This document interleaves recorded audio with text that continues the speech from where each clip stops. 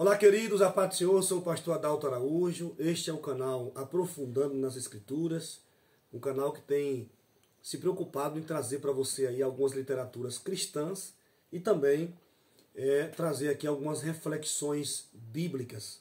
Estamos trazendo aqui alguns assuntos escatológicos e hoje nós vamos falar um pouco sobre o capítulo 12 de Apocalipse. O capítulo 12 é um capítulo um pouco complexo de se entender e nós vamos fazer aqui uma exegese desse texto importante da escatologia bíblica, que é o capítulo 12 de Apocalipse, né? O capítulo 12 de Apocalipse está tratando de um assunto muito importante. Quando nós analisamos a Bíblia Sagrada, nós vamos perceber que o capítulo 12 de Apocalipse, ele está tratando aqui de um assunto muito interessante, que está tratando sobre a mulher e o dragão, né? É um assunto muito importante aqui da escatologia bíblica. Esse capítulo é um capítulo escatológico, que faz parte da escatologia, e nós vamos procurar entender aqui esse capítulo de número 12. E analisando alguns teólogos, analisando aqui o pastor Ciro Sanches, que eu gosto muito de assistir os seus vídeos escatológicos, também de ler os seus livros na questão de escatologia bíblica. Quem é esta mulher aí vestida do sol, do capítulo 12 de Apocalipse? Então, se você observar esse capítulo que nós estamos analisando, menciona três personagens: a mulher vestida do sol, menciona também o menino e menciona também o dragão.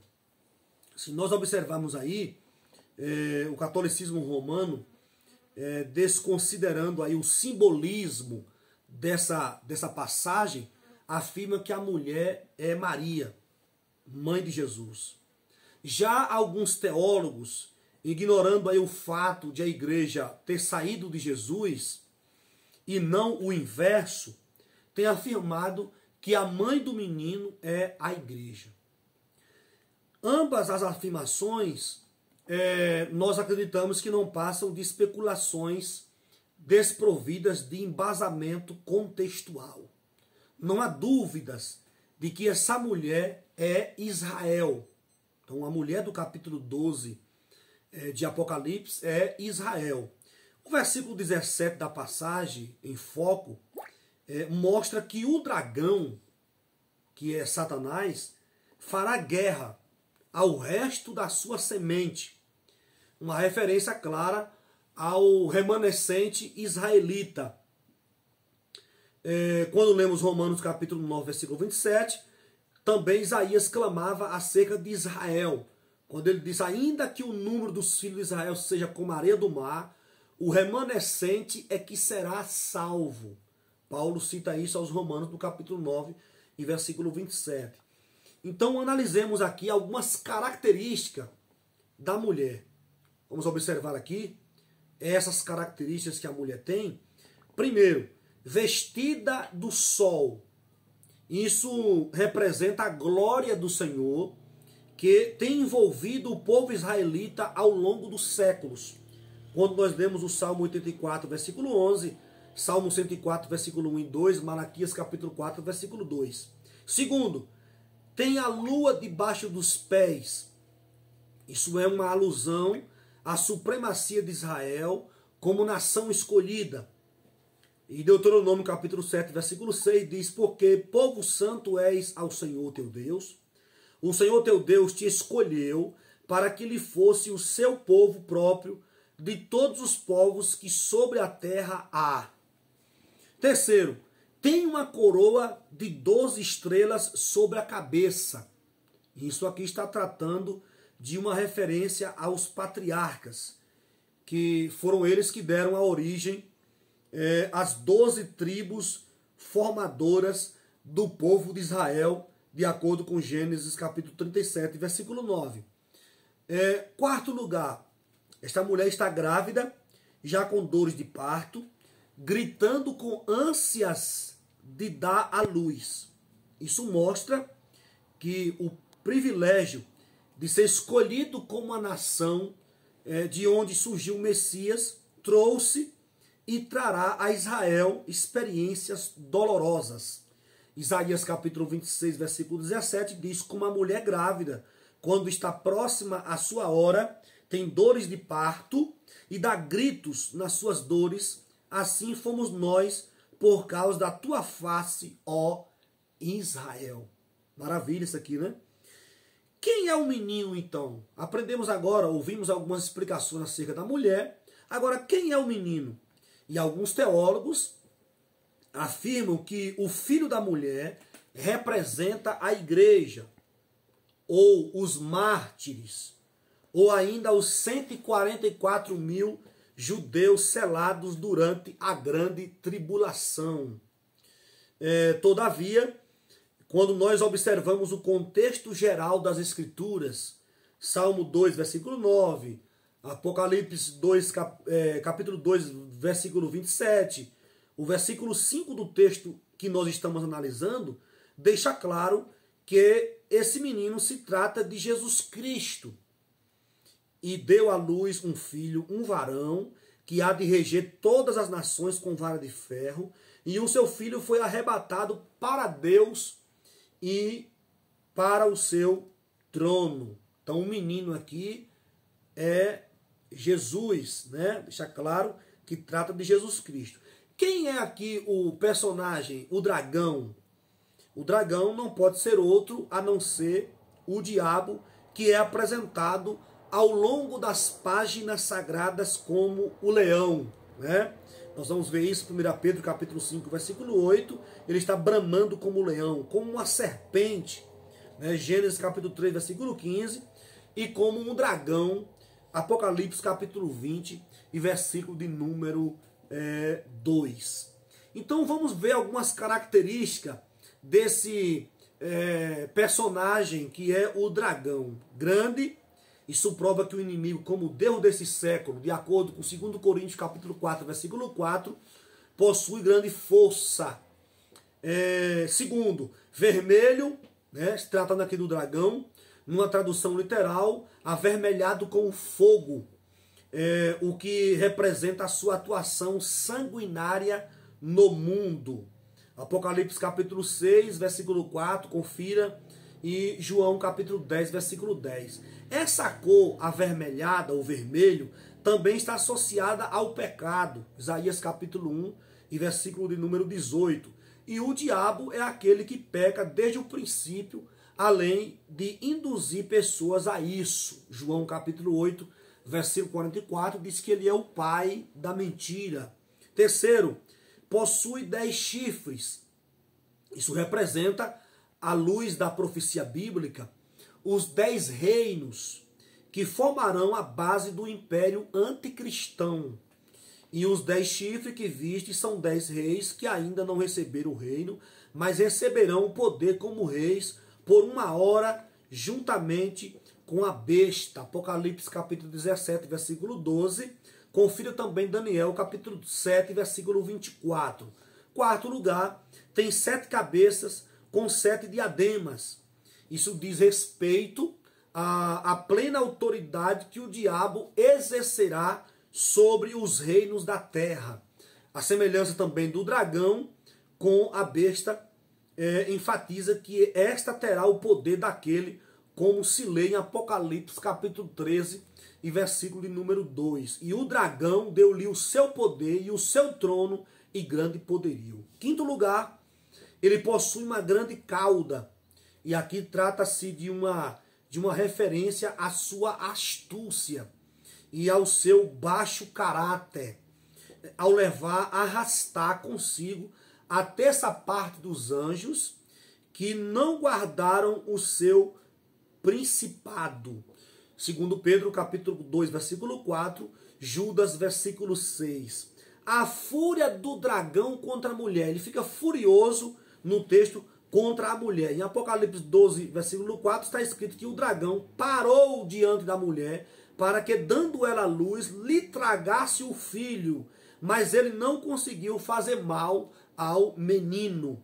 Então, desde o princípio, nós vamos observar, meus amados irmãos, que o inimigo lutou contra Israel, pois sabia que por meio da nação de Israel, o Senhor realizaria a redenção da humanidade. A salvação veio dos judeus. Então Satanás não conseguiu frustrar o plano divino, porque ele não vai conseguir nunca frustrar os planos de Deus. Então o menino Jesus, filho de Davi, filho de Abraão e filho unigênito de Deus, nasceu em Belém da Judéia. Isso está em Mateus capítulo 1, versículo 1, capítulo 2, versículo 1, João capítulo 3, verso 16, Gálatas capítulo 4, versículos 4 e 5. Então, como nós já observamos a narrativa que nós estamos analisando aqui, ela abrange passado, presente e futuro, enfatizando ainda que há de modo subjetivo a vitória de Cristo na cruz e seu alcance universal. Observe que o versículo 5 menciona a ascensão de Cristo às alturas, né? O versículo 5 do capítulo 12 de Apocalipse. Após a sua ressurreição, para nossa justificação. O texto diz, foi arrebatado para Deus e para o seu trono. Então nós observamos que ao longo da história, nós vamos observar que foram muitas as tentativas do dragão de destruir a mulher vestida do sol e também o menino. Se você pegar bem da raiz, bem do início, você vai observar que Caim matou Abel. Mas Sete deu continuidade à linhagem santa e piedosa da qual surgiram os primeiros israelitas. É só você ler o capítulo 4 de Gênesis ao capítulo 5, do capítulo 10 até o capítulo 12 e versículo 3, onde Abraão é chamado. Então você vai observar aí. Segundo, nos dias de Moisés, Faraó mandou matar os meninos israelitas, porém Deus preservou a muitos deles com vida, inclusive o próprio Moisés, que se tornou o libertador do povo de Israel. Você vai encontrar essa história em Êxodo capítulo 1. Então, o diabo, o dragão, tentou várias vezes destruir a mulher vestida do sol e o menino. E em terceiro lugar, nós vemos que Saul, endemoniado, tentou matar Davi, pois o diabo sabia que o Messias descenderia do trono davídico. Então Deus, mais uma vez, frustrou o plano maligno, guardando a vida do seu servo. Primeiro livro de Samuel, no capítulo 18, versículos 10 e 11. Em quarto lugar, o inimigo usou a rainha Atalia para matar a todos os herdeiros do trono de Davi. Mas o futuro rei Joás foi escondido por sua tia e aos 7 anos assumiu o reinado em Judá. Você vai encontrar essa história no capítulo 11 do segundo livro dos reis. Em quinto lugar, nos dias da rainha Esté, o inimigo usou o mau Ramã, o qual urdia um plano com data e hora para exterminar todos os judeus. Esté, aí você tem que ler os capítulos 3, 8 e 9. Sexto lugar, nos tempos neotestamentários, Herodes intentou matar o menino Jesus, no entanto, Deus avisou os magos e posteriormente José, que levou o menino para o Egito, capítulo 2 do Evangelho de Mateus. Em sétimo lugar, o inimigo tentou ao Senhor, mas ouviu dele por 3 vezes a poderosa declaração, está escrito, e foi vencido pela palavra de Deus. Mateus capítulo 4, do 1 ao 11, Lucas capítulo 4, do 1 ao 13. Em oitavo lugar, numa tentativa de impedir que Jesus chegasse à cruz, o diabo procurou matá-lo antes em Nazaré. Milagrosamente, o Senhor escapou passando pelo meio deles. Isso está em Lucas capítulo 4, versículo 17 ao 30. Em nono lugar, Satanás conseguiu exercer influência psicológica sobre Pedro, que tentou fazer Jesus desistir de sua obra redentora. No entanto, ouviu a seguinte resposta do Senhor: para trás de mim, Satanás. Mateus capítulo 16, versículos 22 e 23. No Gólgota, em 10º lugar, no Gólgota, como o diabo não conseguiu matar Jesus antes da cruz, tentou convencê-lo a abandonar o madeiro. É só você conferir Mateus capítulo 27, versos 40 ao 42, Lucas capítulo 23, verso 39. Pois temia o poder do sangue. 1 Pedro capítulo 1, versículo 18 e 19, Colossenses capítulo 2, verso 14 e 15, Hebreus capítulo 2, versos 14 e 15. Porém, o Senhor ali deu o brado da vitória, quando ele disse: está consumado, João capítulo 19 e versículo 30. Glória a Deus. Todas as tentativas diabólicas foram frustradas. E aí, nós glorificamos ao Senhor por isso, porque todas as tentativas que o Satanás tentou foram frustradas. Então, quando nós voltamos para o capítulo 12 de Apocalipse, nós vamos observar que Satanás será precipitado na terra. Após o arrebatamento da igreja, haverá uma batalha no céu, sob o comando do arcanjo Miguel, encarregado de proteger o povo de Israel, ou o povo de Deus. Judas, versículo 9, Daniel, capítulo 12, versículo 1. Então, os anjos de Cristo prevalecerão contra os do diabo. Observe que o texto diz no versículo 7 e 8, do capítulo 12 de Apocalipse. E houve batalha no céu. Miguel e seus anjos batalhavam contra o dragão. E batalhavam o dragão e os seus anjos. Mas não prevaleceram, nem mais o seu lugar se achou no céu. Então, nesse tempo, o dragão será expulso das regiões celestiais. Foi precipitado o grande dragão, Apocalipse 12, 9. O diabo já foi julgado, João 16, 8 ao 11. A sua carreira está em descensão. Primeiro, quando quis igualar-se a Deus, foi precipitado no céu juntamente com seus anjos. Isaías 14, 12. Efésios 2, 2. Segundo, na grande tribulação será lançado na terra. Apocalipse 12, 7 ao 9. Terceiro, no milênio ficará preso no abismo. Apocalipse capítulo 21 ao 7. Quarto, finalmente será lançado no lago de fogo. Romanos capítulo 16, versículo 20. Apocalipse capítulo 10, versículo 20. Então hoje, os anjos caídos agem no mundo. Apocalipse 12, versículo 4. Mas com limitações. Eles habitam as regiões celestiais no espaço sideral. Efésios capítulo 6, versículo 12. Gálatas capítulo 1, versículo 8. Onde está a sede do governo do príncipe das potestades do ar. Efésios capítulo 2, versículo 2. Então, por ocasião da grande tribulação, as hostes espirituais da maldade terão uma atuação mais direta e concentrada sobre os moradores da terra no período tribulacional. Porque no período tribulacional, Deus vai permitir que Satanás governe essa terra por 7 anos através do anticristo.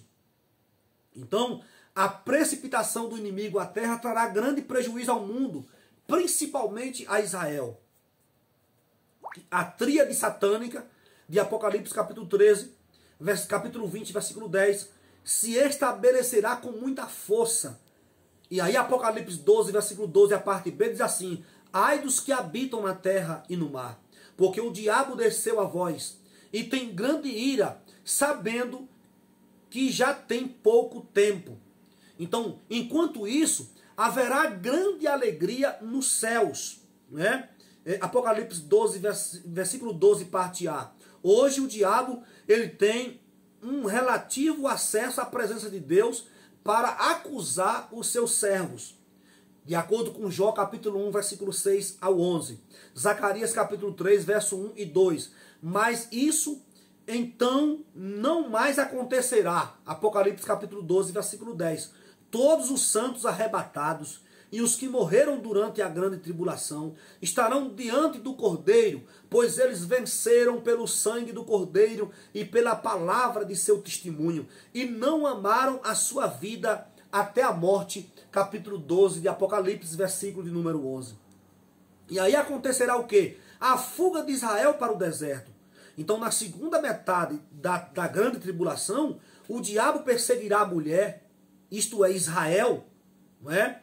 Quando o dragão viu que fora lançado da terra, perseguiu a mulher, e a serpente lançou da sua cauda atrás da mulher água como um rio, para fazer que ele fosse arrebatado pela corrente. Apocalipse capítulo 12, versículo 13 e 15. Deus vai proteger, ou Deus protegerá o remanescente israelita, ou israelita, durante a grande tribulação, especialmente na fase final desse período. Apocalipse capítulo 12, versículo 6 diz: e a mulher fugiu para o deserto, onde já tinha lugar preparado por Deus, para que ali fosse alimentada durante 1260 dias. Agora, como é que Deus vai proteger Israel? Ou como Deus protegerá Israel? Olha o que o texto diz: e foram dadas à mulher 2 asas de grande águia, para que voasse para o deserto, ao seu lugar, onde é sustentada por um tempo, e tempos, e metade de um tempo, fora da vista da serpente. Apocalipse capítulo 12, versículo 14. Essas asas de águia representam o livramento de Deus. Confira Êxodo capítulo 19 e versículo 4, através do qual Israel será levado para um lugar seguro, onde estará protegido do dragão. Salmo capítulo 27, versículo 5, Salmo capítulo 91, verso 1 e 4. Então o inimigo lançará então uma corrente de água contra a mulher, de acordo com Apocalipse capítulo 12, versículo 15. E isso na mitologia profética, águas representam reinos. Veja Isaías 8, 7, Apocalipse 17, 5. Isso mostra que os exércitos do anticristo marcharão contra Israel. Confira confira Apocalipse 16, versículos 12 e 16. Porém, o Espírito do Senhor arvorará contra eles a sua bandeira. Confira Isaías capítulo 59, versículo 19. A mulher também terá ajuda da terra. Apocalipse capítulo 12, versículo 16. Isto é, dos povos e nações favoráveis a Israel.